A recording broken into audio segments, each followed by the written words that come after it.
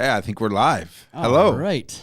After a slight delay and then some technical difficulties. Yeah, but some we're technical here. difficulties. We're here. Yeah. So good to see everybody today that's jumped on. And I kind of thought, when we had to push this off, it might hurt our viewers a little bit. But hey, we're glad those of you that are here are here. So welcome. And how's your day going, guys? Let us know. Where are you coming from? If you're listening today, we'd love to hear where you're coming to see. Michigan and West Virginia. West Virginia, all representing my family well. My wife is from West Virginia, so nice. Yeah, good stuff. And we got a YouTube and Facebook watching. Okay, that's a good thing. That's great. Yeah, good thing. So reminder, a lot of fun. Of course, you can watch this on my YouTube channel now as well, and that was part of the program I used to stream to both. I probably set it up wrong when I got the stream going. Oh, it didn't go to Facebook. Yeah. So all right. Well, hey, let's just take a minute here real quick, and then we'll get cranking. I think everybody that's on now probably knows where they can find us, but just real quick, let's do that. Scott, where can they find you? Well, you can find me at on Facebook primarily. Right. At Awana, Northern Michigan, and we have a group page there for ministry leaders in Northern Michigan, right? As I serve with Awana, and a great place to connect and get engaged, and really talk about we're stronger together. When we serve together, so that's a great place to go and be encouraged and get some resources. Good. Yep, and you can find me at Thinking Out Loud with PJ, as well as my YouTube channel, which I have changed the name, just Joshua Putnam, made it easier for people to find. Hey, you got a little bit of epicness coming up next week. A week from today, actually, we are going to be hitting the road, doing an out west trip. Big time hitting the road. Big time hitting the road. Yep. 6 weeks. Yeah, it's going to be a good trip. Yeah, the beauty of being able to work wherever. Yeah, right? That's right. So looking forward to that trip. It's gonna be a lot of fun. We're gonna hit a lot of the parks, and I think in 2 weeks we'll be in Southern California. Oh, man. Yeah, it's gonna be a lot of fun. Nice. And then head back, on our way back and into July and do the whole Yellowstone thing and Tetons, and so We're excited about it. Not so excited about the gas prices, but that's a dream trip for me, though. Yeah. We've talked about doing that with our family at some point. Your kids get older, maybe not a 6-weeker, but a long trip out there and back. So Also gonna be connecting with missionaries, which we're excited about too. That we serve with some across the country. You won't get to, you don't get to see very often. Yeah, so we kind of see where they work and where they do ministry, and that's super cool. Excited about that. Yeah, good stuff. All right, well, hey, let's hit it. Let's hit this intro and get going. This is coming from our heart. This is not coming from somebody asking us to do this. We believe that this is one of the most important conversations we can have right now.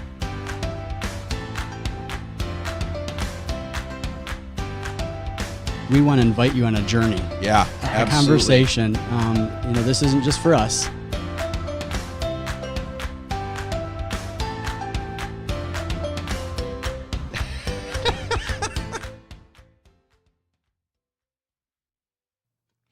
All right, well, last time we were in chapter 8 and we didn't get anywhere near finishing. I wanted to finish, and part of the reason we just didn't want to rush through it is because if you have your book with you, page 133 is where we're going to start, and it's called Pathway to Implementation. We really were kind of talking about this idea of have we broken kids ministry by kind of... Is it working? Right? Yeah, are we giving them things that are fun but don't matter? And have we kind of broken it from that way? So maybe then we've said, you've said, okay, I think we need to change some things. How do we do that? How do we change those things? And that's really what I wanted to get into, or what we wanted to get into here at the end of chapter 8. And there's a ton of things. They say 5 practical steps, but that's like a whole chapter in and of itself. Oh, really. Yeah. Yep, so certainly. So we're going to dive into that. And those of you who are watching, please feel free to jump in and comment and add your 2 cents to this. So really, the starting place is start with your why. And we've talked so much about that here is our why. Why everything we do as a church, as leaders, as a pastor, but not just that, as Christians, we need to know our why. We need to know why we're doing it. And so I thought this was really great. And there was a conversation in here, or a kind of a prompter to conversations in here that I thought really important. We've said a lot of times, we're talking on here to pastors, to kidmin leaders, and to parents. And really part of this conversation here is going to be to kidmin, or rather to parents, but I think it should also kind of cause kidmin leaders to think a little bit about what they're doing as well. Yeah, and that metric, I think in that the first part of this, the why is talking about, okay, we don't realize unconsciously we ask our kids, hey, did you have fun today in church? Right. And what are we communicating, right? That church is all about having fun, and that even in the kids ministry wing, it's like you got to be engaging, that it's got to be exciting, and as parents, we don't even realize we're asking this question. We're kind of that's like our expectation, which we don't really unconsciously realize. Right. That's what we're looking for, but we, obviously, I think we want our children to grow up in the nurture and admonition of the Lord and be discipled in the church ministry. Right, but isn't that, when I was reading that, I chuckled a little bit, because we ask that and we think, well, that's not what church should be. But even as adults, haven't we kind of, you look at where church is going today on a lot of levels, and it's more about coming to church to have fun, even though we wouldn't say that. Or a place to have relationships, which is a part of that, Right, and that's all good stuff. But we've got to make sure that we're doing those things. We know our why. It's not just about, it is about relationships, but guiding those relationships the right way. But it's not just about, is the church giving me what I want, kind of thing. Right. And I think that's really where for us, it's fun. Is the music what we want, or did I get good coffee, whatever? Right. And it's also, for our kids to change the expectation for what church is. Yes. I think that's what they really keyed in here, which is really good. Like, our kids need to recognize that church isn't always just going to be fun. That's not the goal, exactly. Right? That's not the goal.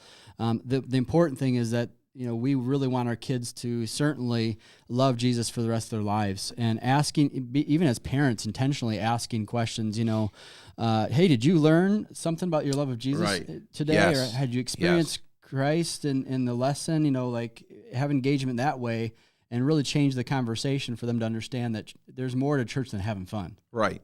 And I think part of it, as we think about practically, how does this look for a leader? I think it looks a little different depending on where you're a leader, where kids ministry is going on. We often talk about Awana, because that's who wrote the book. You're an Awana missionary. Yeah. So we often talk about Awana, and I know that in Awana's context, it's maybe more difficult to do what I'm about to say. But when I was a youth pastor, I really just set the schedule for youth group.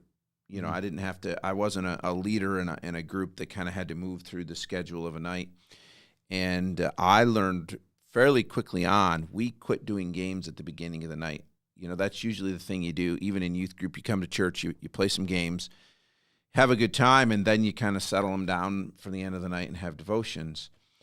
And I quit doing that, because then there were times that we would have all this fun game time, and then we would run out of time, because we were doing it. We were digging into God's word, and they were learning. And then I'd have to say, guys, you got to go. So one of the things that I started, one of the reasons I did that is I would just tell them, look, and they learned, there's no guarantee you're going to have a game in youth group tonight. I'd have one planned.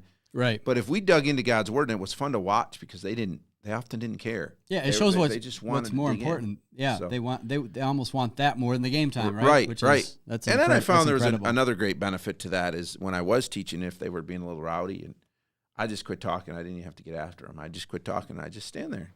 And eventually one of them would go, hey, shh, we're not going to get to play games. We're going to run out of time. And it would work. Oh, you had the carrot dangling out there, right? Hey, we're going to get through this first. So if you want to play games, then. But I think even that just teaches a lesson, and we need to think about that as leaders, as we're forming. What is the emphasis that we put on things? And coming back to asking the why, what is the importance that we place here? And oftentimes, I think we talked about this in our last one. Just this idea of, we often fumble into it to say, okay, we're going to do this program, this event, and begin to dive into the details and the observations and the thoughts in that regard. Setting up the leaders you're going to need, and without really investing any time about answering the question, well, why are we doing this? Right. Didn't you talk about that at one point? Yes. You were in a situation and they were asking about a kids ministry and how many days should we do it? Right. And you said, well, maybe we need to know why we're doing this to know how many days we should do it. Yep. Right. Or why to know how many leaders or really what things we're going to do. Yeah, really that why should play into everything that you do. In the purpose of behind everything, yes. And that's where we fumble sometimes is if we don't have, if the answer to why we're doing this is to have fun, well, that's really going to play into what you do. Yes. Right. Yes. And there's not a problem with having those times where we're just going to have fun. Yeah. But we need to know our why. I've talked about that before in our church with our focus on creating a culture of disciple making through the whole church. We call it a clothesline. Disciple making is the clothesline, and in our context here, it would be that same thing. Child discipleship is the clothesline. Yep. And if I can't hang that on there, if I can't say this is helping me disciple a child, then I don't need it. And fun does that. That's the thing. Game time, running around the circus. My kids love that. But again, let's remember why we're there as a leader, and remember that this isn't a time for me to check out because they're playing games and I can do my own thing, but this is a time for you to build that relationship so that you can disciple them later and use those fun times for relationship building. Yeah, if you understand the why too, like you had mentioned earlier, it really plays a point in the fact that, okay, hey, if we're having a deep conversation that could go further, there's no in the programming of the evening or the programming of whatever you're doing just to stop, Yes. Because this is important. Yes. Right. You might not get that moment back. You might not have their attention like that again. Yeah. And especially if they're engaged. Yes. That's a huge thing. So. Yeah, well, we need to keep moving because there's a lot to cover here. There's five here in our half hour, practical, new half hour that we're doing. Yeah. So number 2, develop a kid-focused philosophy. So number 1, know your why. Number 2, develop a kid-focused philosophy. And I underlined that just after that first paragraph on that page. One critical question we've been asking is, are we programming the immediate or prioritizing the future? Yeah, and understanding the destination, right? Yes. It talks about that just before that question, are we really trying to look to create lifelong disciples of Jesus or something else entirely? Right. Well, they say develop a kid-focused ministry, and we can think that we're doing that when we're developing, but really what we're developing is a program-focused ministry that we just kind of push the kids through instead of realizing, no, that's not what it's about. It's about discipleship. So how am I going to do that? And it's a piece in that larger puzzle of their spiritual growth and discipleship. Yep. Yeah. And I think there's been some talk in here. I don't want to get ahead of myself, but it's number 3. But they talk about the importance of systems. It's okay to have some structure, but what have we built that structure for? Are we building that structure just to run these kids through a regimented fun night? Because I think that's what we can do a lot.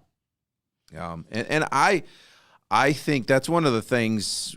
Even when I was a youth pastor, that the Lord allowed me to kind of be a little more free that way, and it drove some people crazy because I would have a schedule, but when it came to the kids, if the Lord was doing something, we might even play games a little extra long, or who knows what it was, but if there was an opportunity, I was going to take that opportunity at the expense of something else, especially if that other thing wasn't as important as what we were doing right then. Yeah, and that can play into your VBSs. That can play into ministry you have with kids. It's like take those opportunities. Child discipleship isn't easy. No, right? And I think there's a tendency in our churches, and I don't want to keep bashing churches or whatever, but the reality is, there's a reality. Yeah, there's a reality there. Yeah, there's a focus on what's the easiest solution here. It's easy to gravitate towards those solutions and strategies that we know that we can control, like the large group programming that we we do. That concept of I can understand this because it's regimented, it's segmented, it's easy to control this, it's easy to accomplish this. However, what if we gave some space for maybe what we really need to do and really invest in, and it might be a little like, okay, I don't know where this is going to go, but we want to provide an opportunity to have this loving, caring adult, these engagements, right, that are outside of this programming sphere, right? I think there's so many levels that we could speak to here. I'm thinking of it from a pastor. So what do I need to do? I need to teach and train those who are under me. So I would say, like in the Awana context, it would be, as a pastor, you start encouraging your Awana commander, right? And for those who don't do Awana, that's the person who kind of runs. They're in charge of the whole show. But then encouraging them, and then what they need to do, if you're because I think where the stress comes when we're taking this time is when you're the guy that's in charge or the lady that's in charge of the whole thing, and then somebody's not there where they need to be, and then now all of a sudden there's 2 or 3 groups. What if we get to game time and half the people are not there? Right. So that adds a stress. But let's just start teaching. That's okay. Give in a sense your small group leaders the permission to say, hey, you know what? I think for my group, for my kids, tonight, if we don't make it to game time, that's okay. And then, but now you've got to also train your game leaders to say, okay, I had this game planned. That's not going to work. We got to change this up here. Yeah, and building that in what you do. Yeah, but we remember our why. So even the game leader, they're not frustrated. They're not going, oh, man, nobody's showing up. What's going on What's going on? They must not like my – no, they understand. No, this is okay because I know there's something else going on. So I'm just going to – but also now I'm going to make this as fun as I can for these kids because we still want to invest in them. Yep, and having that flexibility. Yeah. So more focused on the kid than the program is the idea, right? Right? Yeah. Yep. Yeah. All right. Well, let's keep moving. This could be a 3-parter if we're not careful here. So match the system to the philosophy, and I think that ties right back into our why, doesn't it? I think we might have jumped just a little bit here. Can I just piggyback on something absolutely. on this, the kid-focused philosophy? Because I think there's a lot here. There's too much here for us to cover. To unpack it all, but I just want to read this. Notice what is not there: a curriculum, videos, programming, polished, highly produced experience. I think we focus on that. The metrics for child discipleship are not measured by these things. Right. They are simply methods or tools for engaging these children, which, again, we've said those are good things. But what is the purpose here? We want to have these kids that are hearing and experiencing God's word. And they have to have a space to think about it and ask questions and explore and learn and memorize it and engage in this thing called life with Christ. So here's a thought, Scott, and you and I are both been in those situations where we're the planners of those things. Right. Is it possible that we've put so much emphasis on that highly polished experience that by the time the kids get there, we don't even have the energy anymore to invest in them the way that we should because we've put so much energy into the program and the experience?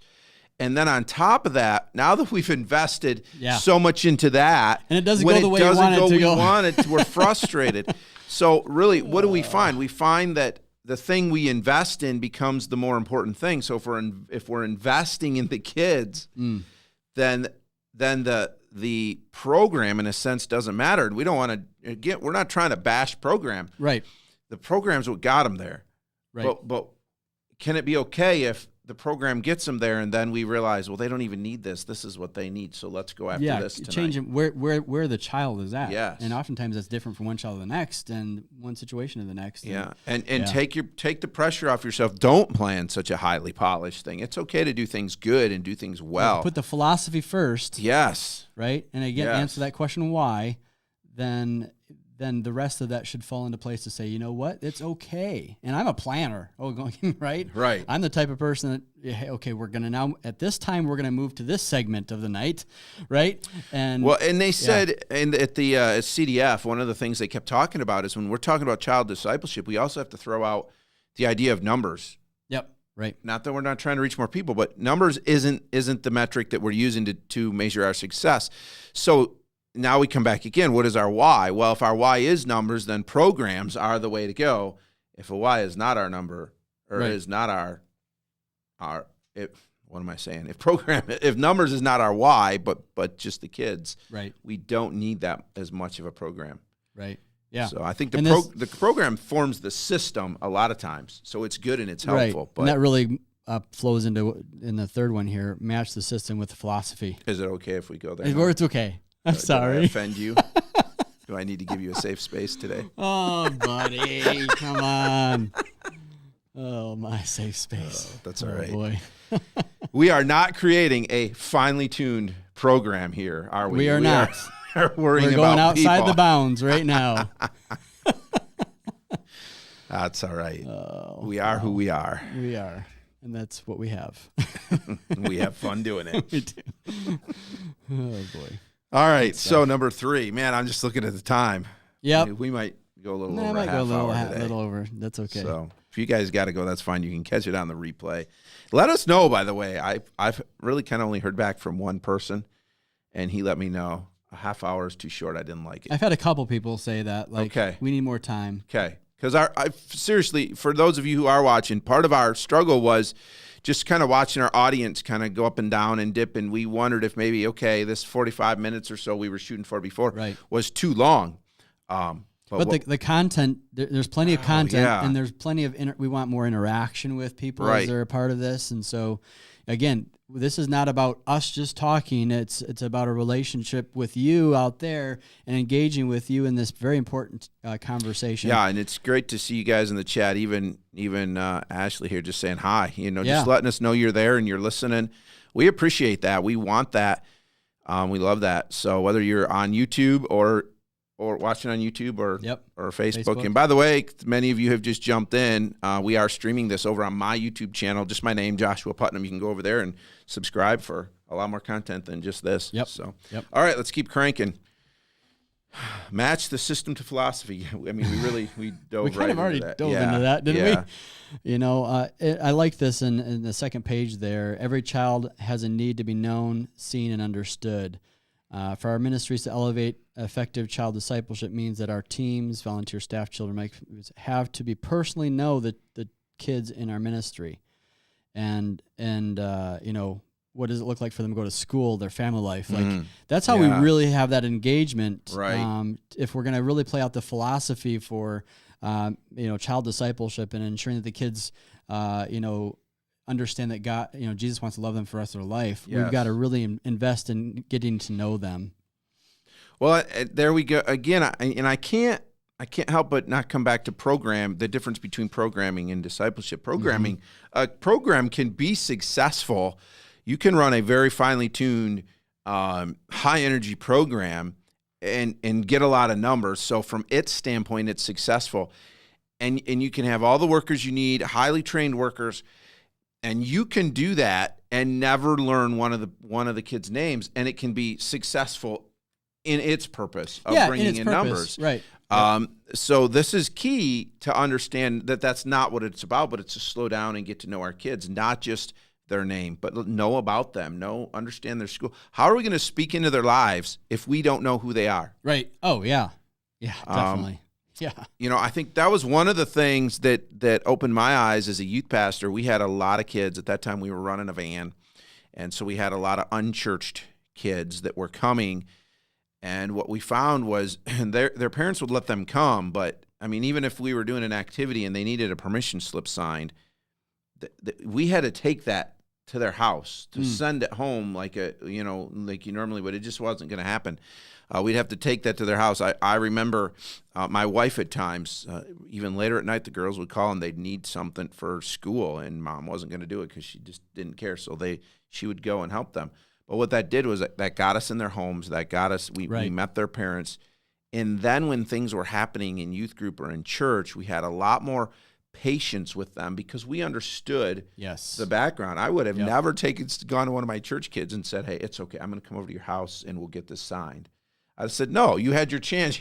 You can't go." Right. But it's a different situation when it's somebody else, and that's true within just getting to know them. That's true within our Awana. Sometimes there's an expectation. Hey, kids, we want you to do this at home. We want you to memorize the scripture and do this section and then come prepared. Well, we don't know the homes that some of these kids are coming from. No.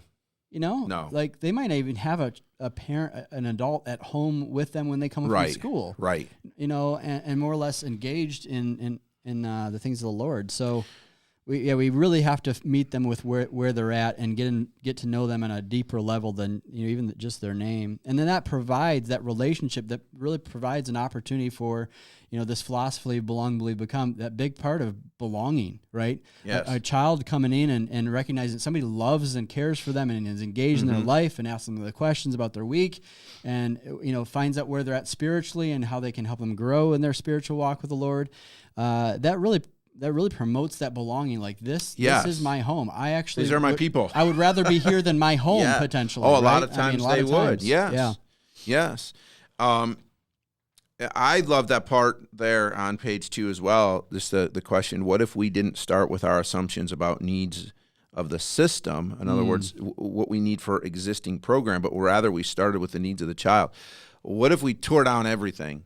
What if this summer you tear down and you say, okay, we have a blank slate when it comes to how we're going to do things on Wednesdays or whenever it is you're going to be with the kids.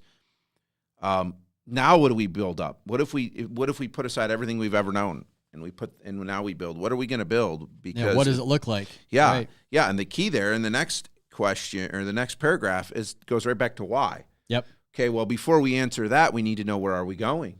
Again, are we trying to just get a bunch of numbers in, or are we trying to disciple kids so they can be resilient disciples in 2050? Right. And are we trying to provide just a place for the kids to go during the church service, or are we babysitting, or are we actually going to invest in them? Yep.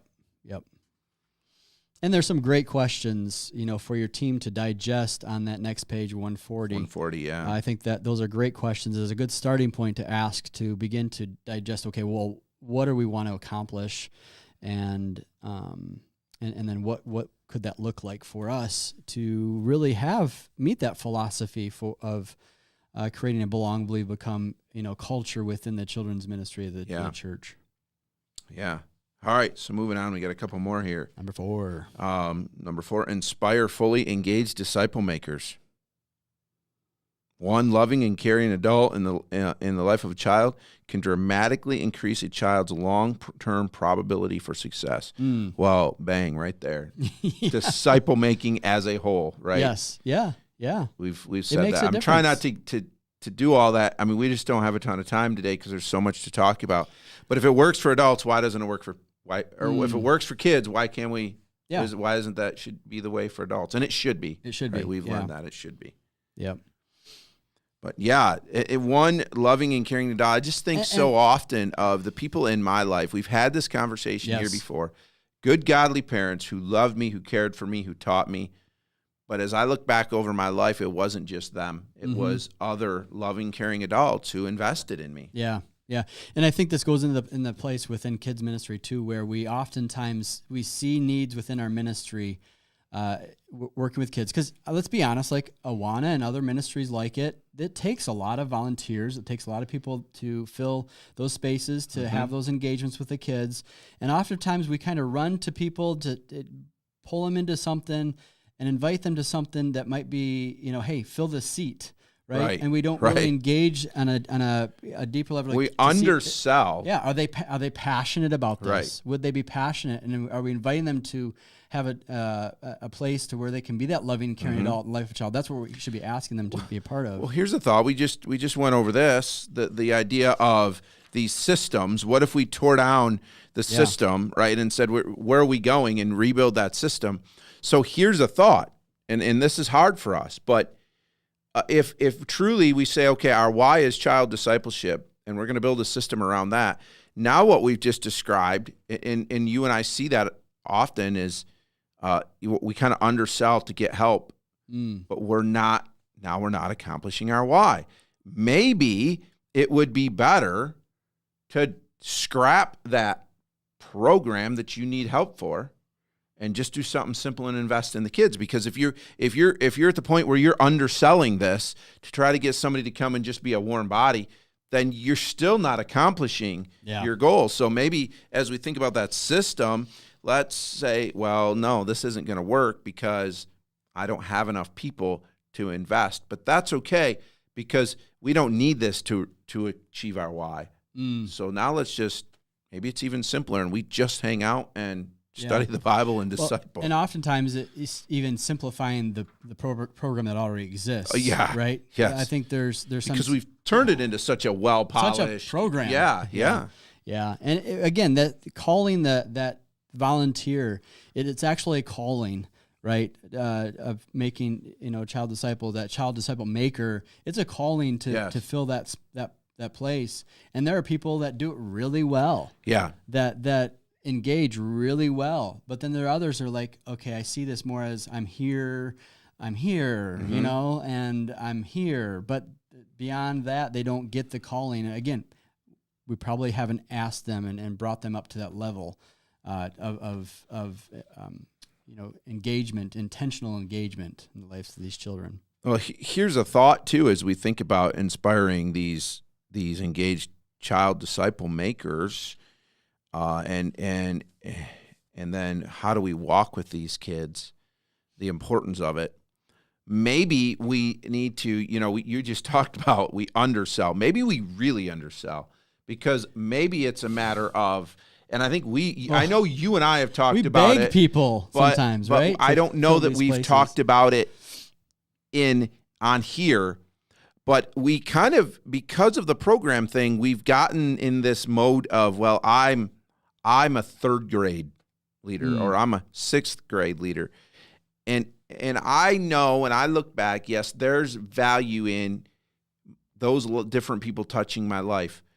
But what if you recruited somebody and said, hey, I want you to start in kindergarten or whatever, right? Or kindergarten. Yep. And when your kids move up, you're moving right up with them.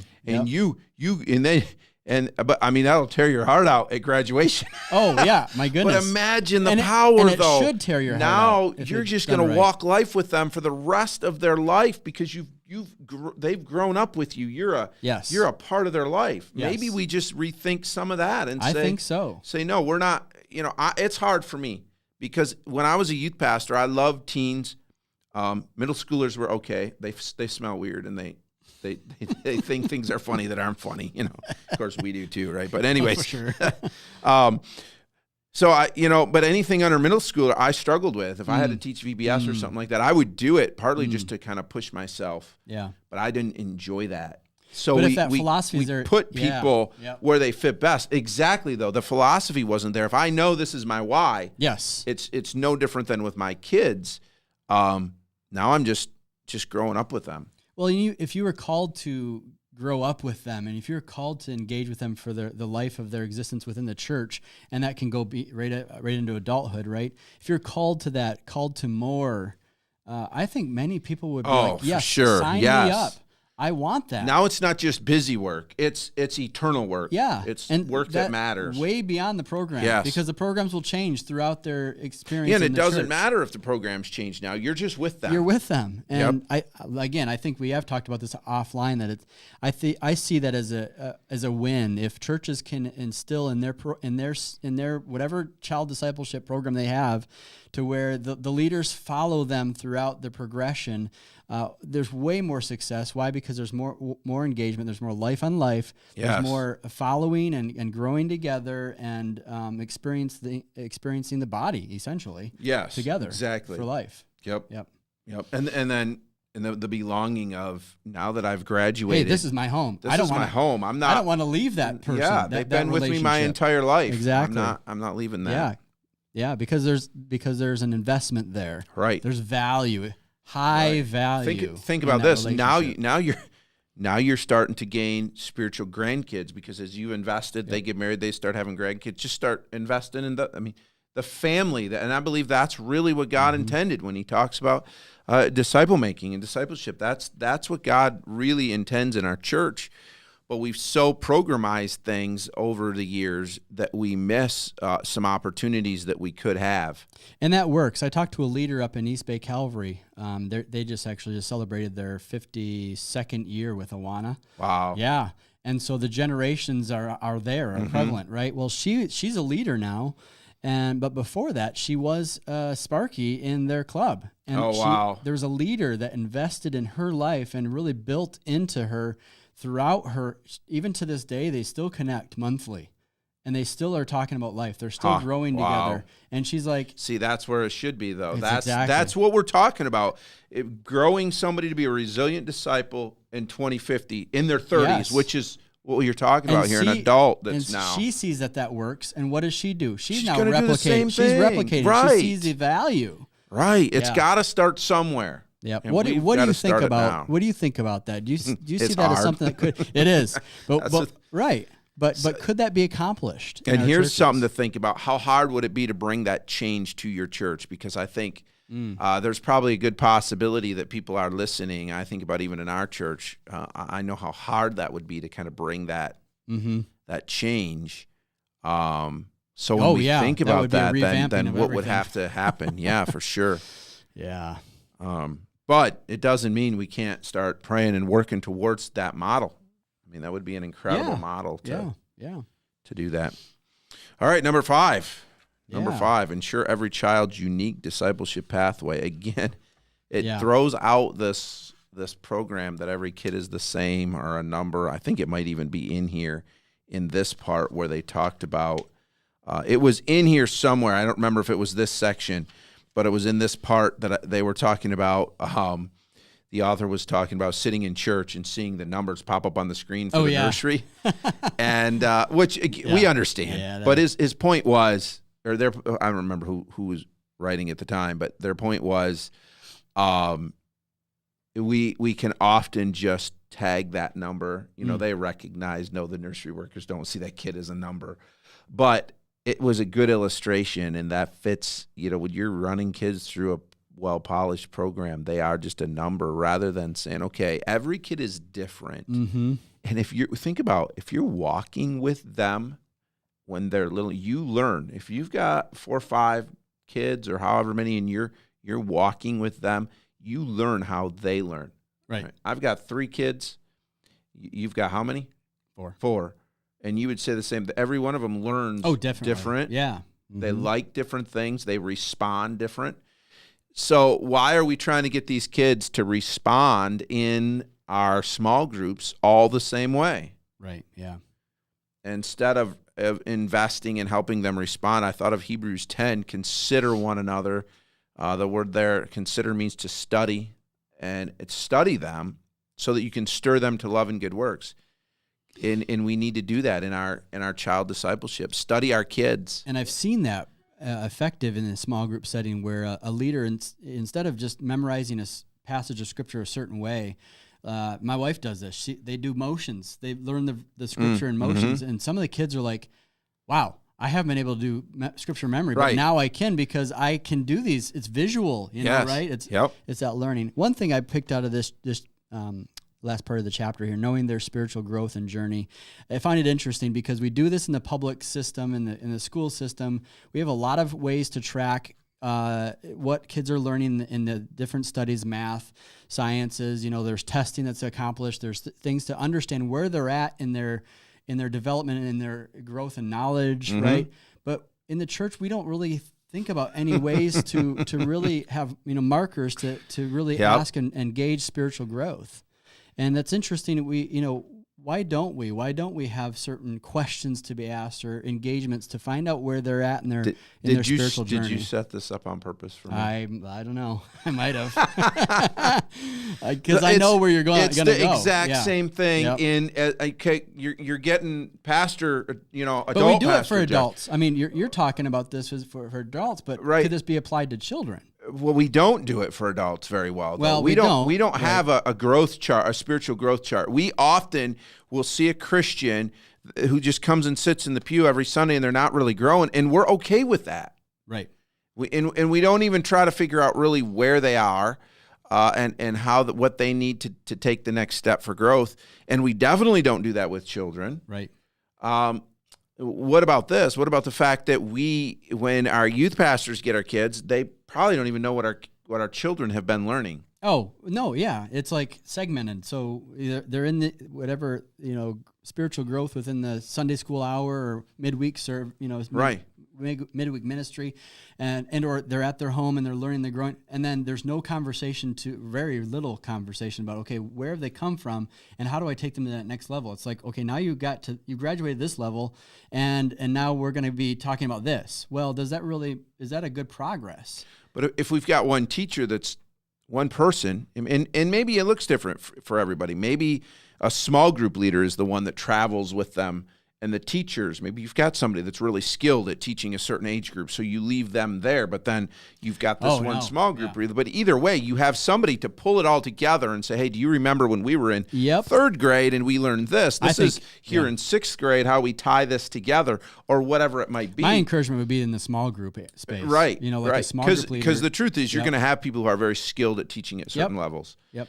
But then they can do that, and then there needs to be coordination to say, no, we've already learned this in this age group. Now we need to learn this. I've questioned many times, why do we send kids off to, say, Bible college for 4 years, and we say, okay, now they've graduated and they're good to be a pastor or a missionary or whatever. Yeah. We've had them for 18 years. We couldn't do that. Now you're hitting something on there.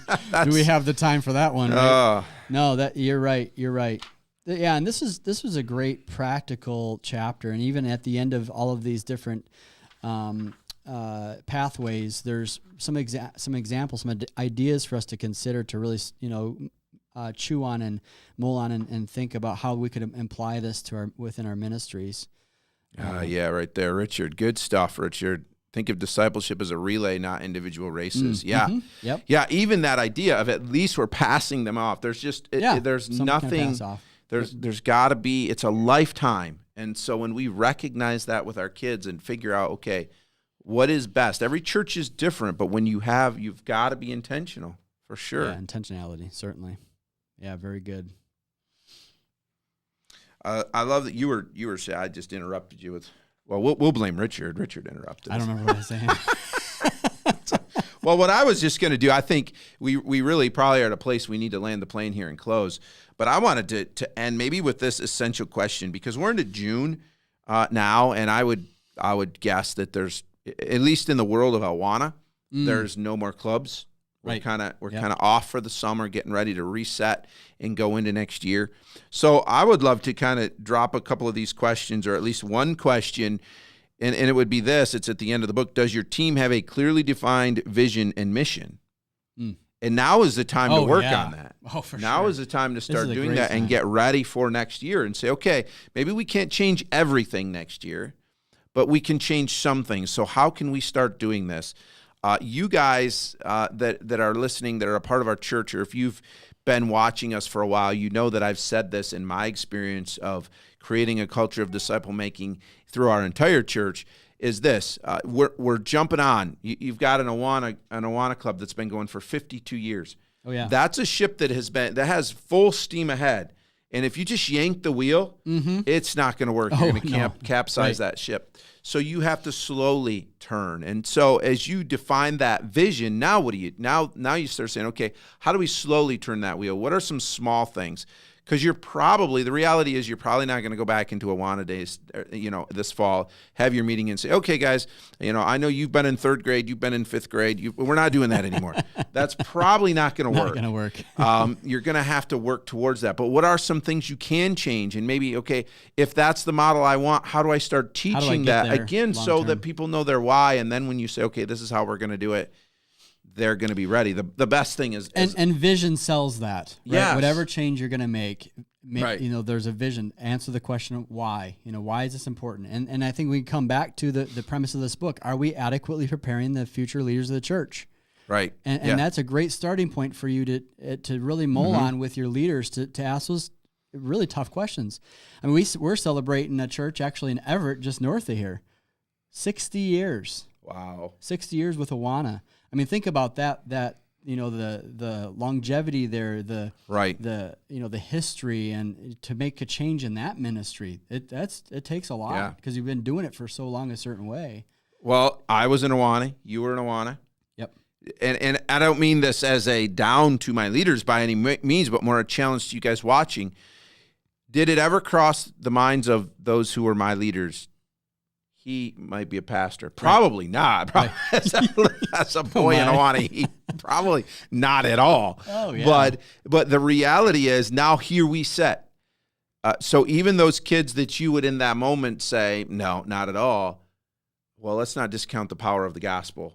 Amen. And when we start to understand our why and say, not only am I preparing these kids for 2050, some of these are going to be pastors, missionaries, church leaders. planners. Yeah. We're not just looking for faithful church members. We're looking for the leaders, the next generation.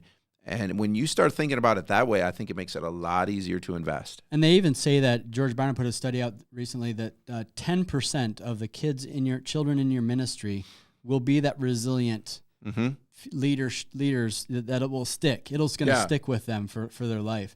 And the remnant. Yeah. And so more, even more important for us to grow that number within your ministry, that percentage, and that takes intentional discipleship and intentionality in all areas.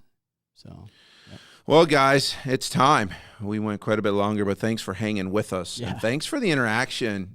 It's great to see you guys here and interacting, and share this. Let people know if you think this conversation is going to help some people. Either share the YouTube video or share our Facebook page. And for those of you who would prefer podcast, probably within a couple of days or so, it'll be out on my podcast as well. And we try to always drop that podcast link on our Facebook page. Again, if you want to find us, if you're new and you don't know where we are, like together, just search for a resilient conversation with Scott and PJ. I know that's a long one, but search for us there on Facebook and you'll find us. And thanks again for watching, and we will see you later. All right. Bye-bye. Bye.